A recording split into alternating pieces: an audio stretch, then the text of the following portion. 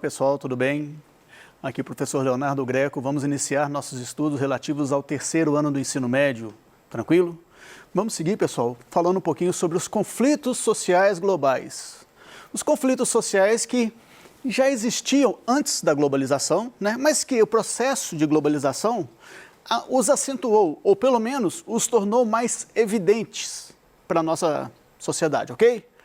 Bom, a gente vai compreender a organização social, né, pós o movimento de globalização, vai compreender também o surgimento de novas questões sociais, então vamos dizer assim, uma potencialização das crises, dos problemas sociais, né? E analisar o surgimento de novas zonas conflituosas no planeta, vamos dizer assim, pós-globalização, áreas que antes não tinham, pelo menos não tão graves problemas sociais, passaram a apresentá-los. Ok, pessoal? Bom, inicialmente, vamos analisar um pouquinho sobre o que a globalização provoca, né? O que resulta do processo de globalização. A gente tem a economia desregulamentada, então a presença cada vez menor do Estado nas relações comerciais, né? Tem também uma questão de flexibilização na produção, então você tem uma descentralização dos processos produtivos, maior eficiência nas comunicações, principalmente nas telecomunicações, né? A questão, por exemplo, das redes sociais é o exemplo maior, embora não seja o único, né? Intercâmbio cultural também é algo extremamente presente e visível no processo de globalização, porém, esse último aspecto aqui, vejam bem que eu até coloquei, como assim, né, acentua as diferenças? É uma realidade. Se todos esses aspectos, esses 4 aspectos, estão presentes, fica mais evidenciado, até pela questão do trânsito maior das comunicações, né?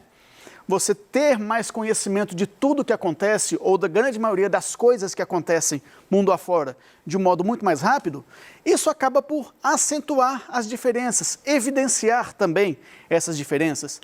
E daí?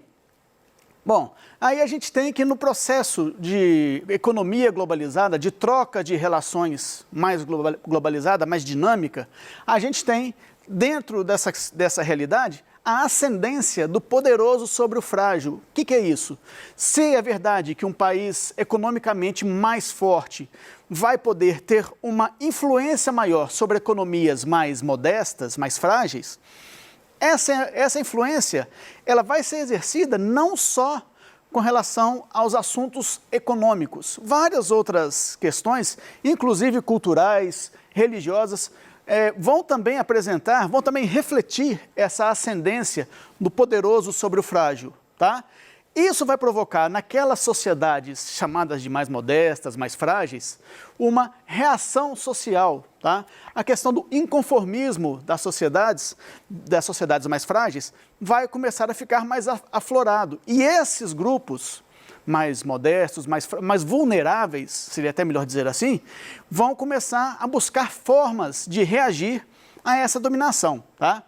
E aí a gente começa a ter ações organizadas de grupos, sejam eles governamentais ou não, contra os chamados opressores, ok? Bom, nessa situação, a gente tem uma primeira presença da questão dessas reações dos oprimidos sobre os opressores, né? Foi a questão do que aconteceu no dia 11 de setembro de 2001. Fiz uma brincadeirinha aqui com o inglês, né? Só para relembrar como que se transcreve uma data, né, no inglês, né? Mês, o dia, sempre no ordinal, e depois, no final, o ano. Beleza, pessoal? Bom, em 11 de setembro de 2001, um local que pensava-se ser totalmente livre de qualquer tipo de ataque, de qualquer tipo de ameaça, foi intensamente atacado. Na verdade, foi atacado em 4 locais, né? Os Estados Unidos sofreram 4 ataques terroristas nessa data. Um dos locais mais emblemáticos foi o World Trade Center, né, em Nova York.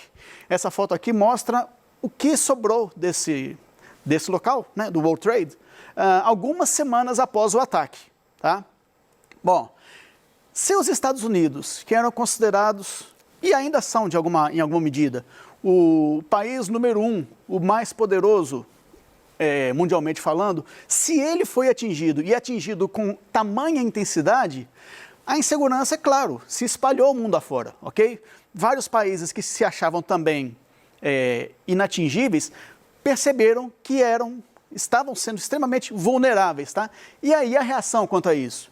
Bom, os países europeus intensificaram as suas medidas de proteção. De fato, nos primeiros meses, no primeiro ano após o ataque do 11 de setembro, a questão de entrar em países, por exemplo, nos Estados Unidos nem se fala.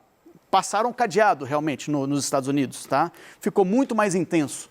Bom, com relação à Europa também, as medidas de proteção, de impedimento, de fiscalização extremamente rigorosa de quem entra e quem sai do seu território, foi algo bastante emblemático, bastante visível, perceptível.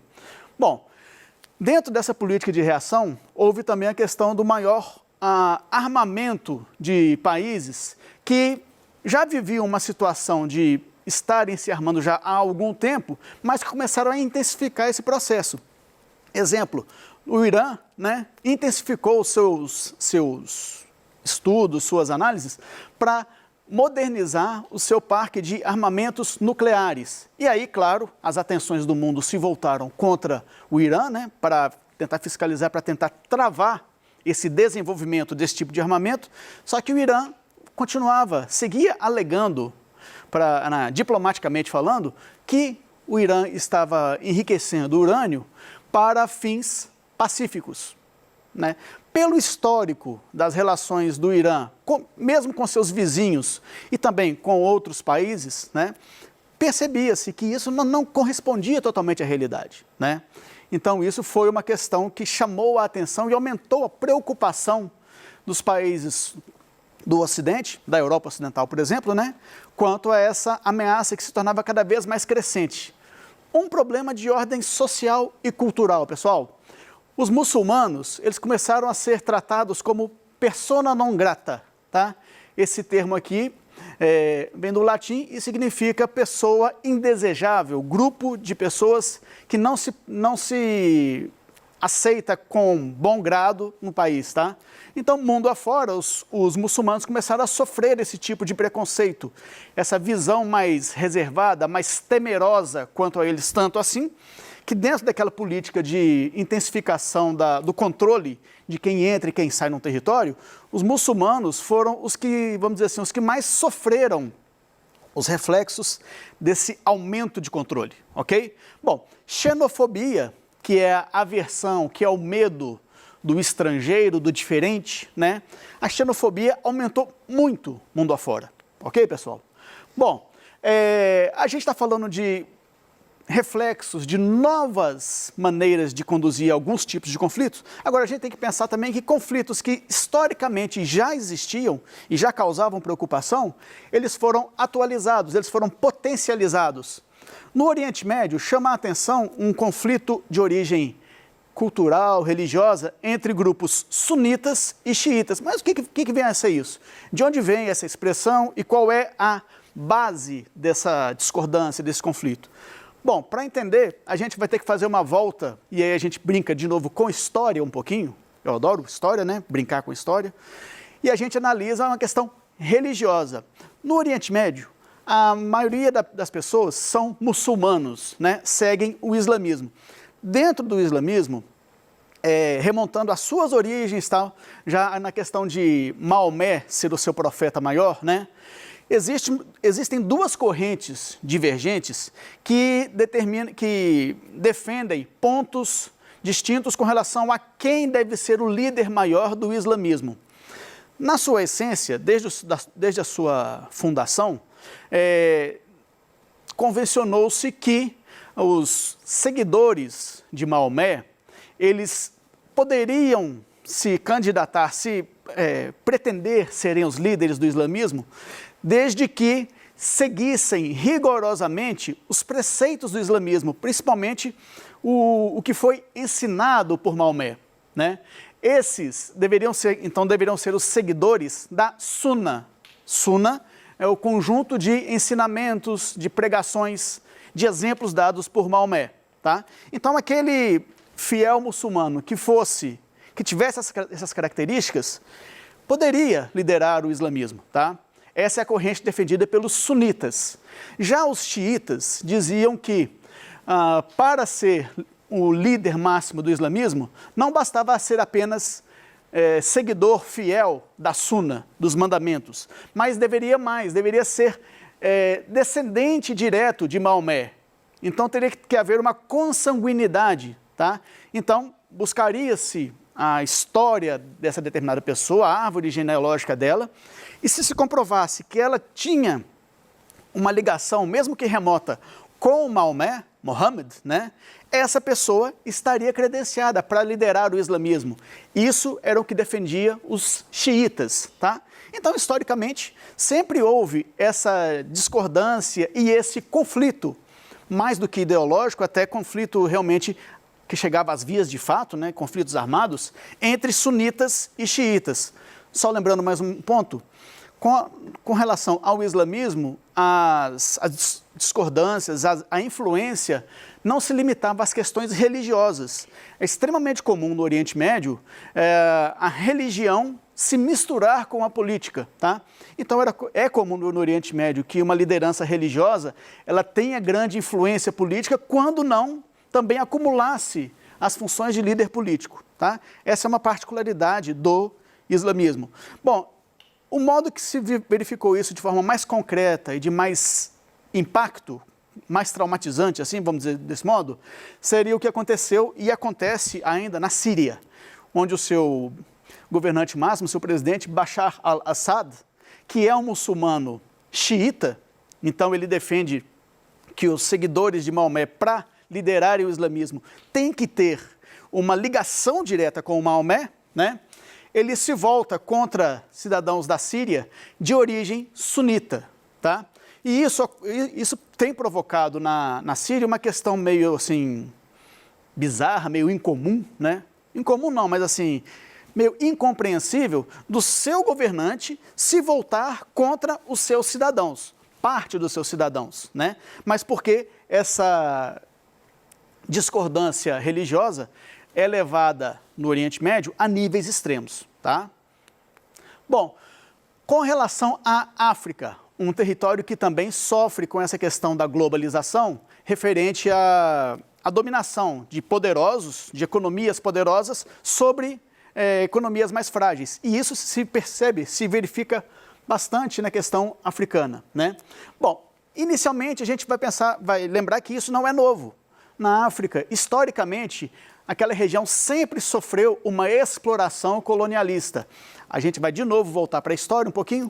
A questão do neocolonialismo empreendido pelas potências europeias, pelos países europeus, né, praticamente retalhou o território africano em busca das riquezas naturais, que eram e são fartas ainda naquele território, né? Só que essa influência europeia na África foi extremamente danosa, a ponto de hoje a África ser considerada uma das áreas do planeta com menor índice de desenvolvimento humano, o IDH, né? E aonde é extremamente comum a presença de governos ditatoriais que controlam a sua população, que oprimem a sua população de tal modo que a gente pode falar que a democracia em muitos países africanos ela praticamente inexiste, tá?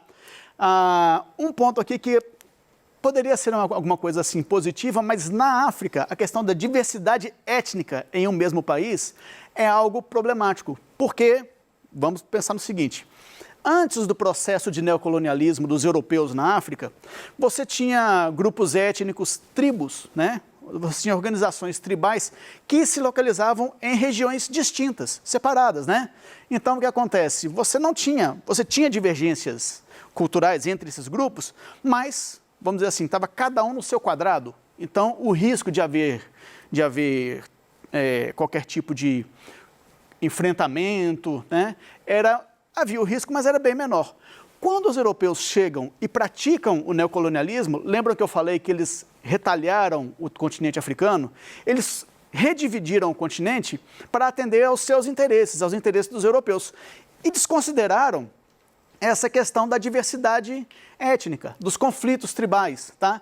Então você teve a situação posterior a isso, onde grupos étnicos rivais se viram, de repente, no mesmo espaço político. Então, no mesmo território, no mesmo país, haviam tribos rivais que fatalmente lutariam pelo poder, e essa luta, ela se verificou e se agravou ao longo dos anos. Um exemplo claro que a gente tem nos dias atuais é a questão de Ruanda, onde duas etnias, né, conflitantes, discordantes, Tutsis e Hutus, ainda exercem ainda promovem, né, uma série de grandes conflitos, essencialmente pela busca de maior representatividade, pela busca do poder em Ruanda, tá?